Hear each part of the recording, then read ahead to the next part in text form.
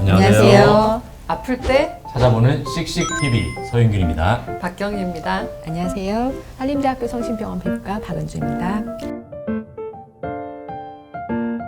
오늘의 주제는 뭔가요? 네, 오늘의 주제는 바로 여드름입니다.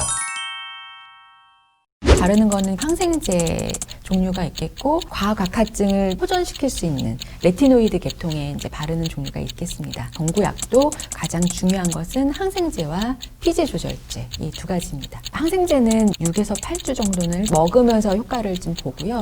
3개월에서 한 6개월 정도는 먹습니다. 생리통이 같이 동반되거나 그럴 경우에는 경구 피임약을 여드름 치료로 사용하기도 합니다. 트로겐이나 프로게스테론이 피지 분비를 억제하는 그런 효과가 있기 때문입니다. 네, 보통 우리가 이제 많이 받는 질문 중에 네. 여드름은 익으면 짜야 된다 네네. 이렇게 말하잖아요. 네네. 네, 그러니까 어떻게 하는 게 낫나요, 실제?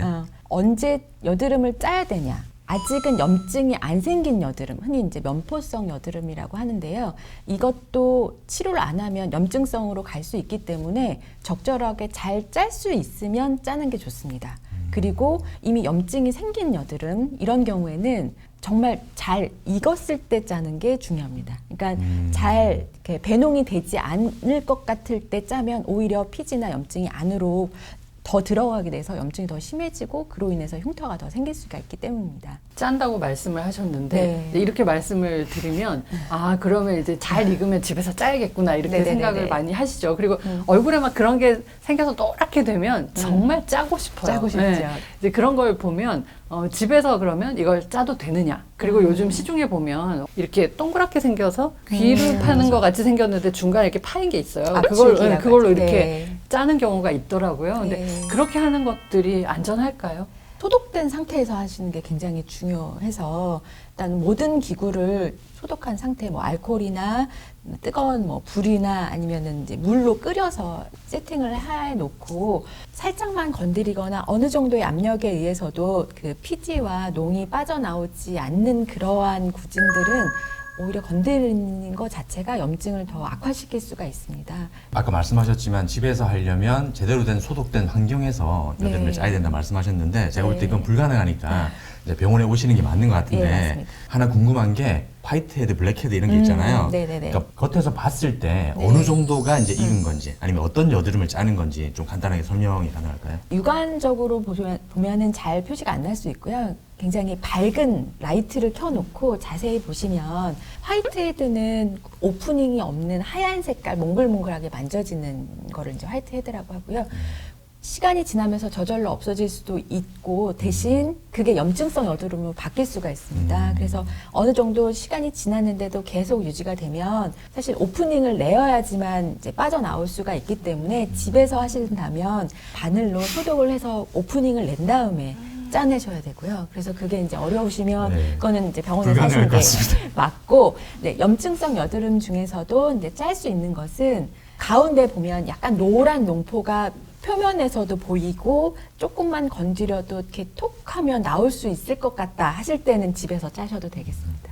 나올 수 있을 것 같았는데 네네. 짜보면 조금만 나오고 아무것도 퍼붓게 없는 되는 거. 경우도 네. 있죠. 그런 경우가 네. 사실 좀 많아서 그런 경우에는 꼭 병원을 오셔야 됩니다.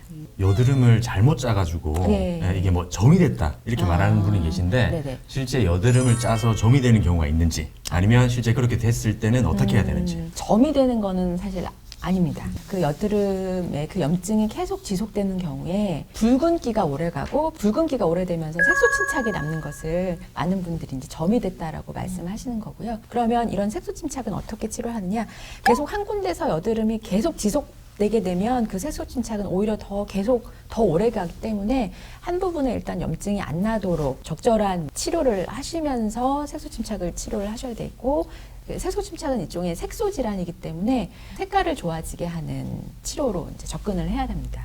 박 교수님도 보시면 지금 피부가 굉장히 좋으신 것 같은데 혹시 피부 관리 비법 같은 거 알려주실 게 있으면 저는 뭐 특별히 피부 관리라고 할 것까지는 없는데요. 꼭 여드름뿐만이 아니라 피부 질환에 가장 중요한 두 가지가 있습니다. 바로 수분입니다. 건조하지 않게끔 하는 게 가장 중요해서 샤워나 세수하고 나서 마르기 전에 꼭 바로 수분 크림을 바르고 그 다음에 자외선 차단제, 그 자외선 자체가 뭐 노화나 여드름의 어떤 염증이나 이런 것들을 악화시킬 수 있기 때문에 수분과 자외선 차단제 이 두 가지가 가장 중요하고 일단은 얼굴을 최대한 안 만집니다. 따끔한 걸 나더라도 일단은 조금 참고 최대한 해서 안 만지도록. 진짜 하고. 어려워요. 네네.